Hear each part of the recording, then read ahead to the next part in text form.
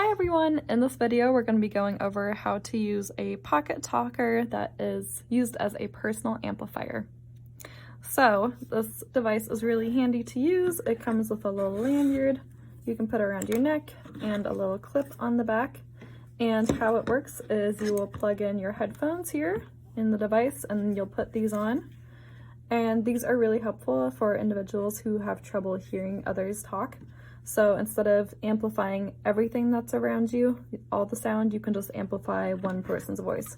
So you're going to hold this little microphone up to them, and by turning the little button or wheel here on the side, you can see it goes from off to on, and then it goes all the way up to volume 10. Ooh, we don't want to make it squeak, but we'll turn that back off. And you can actually adjust the pitch here on the left-hand side too.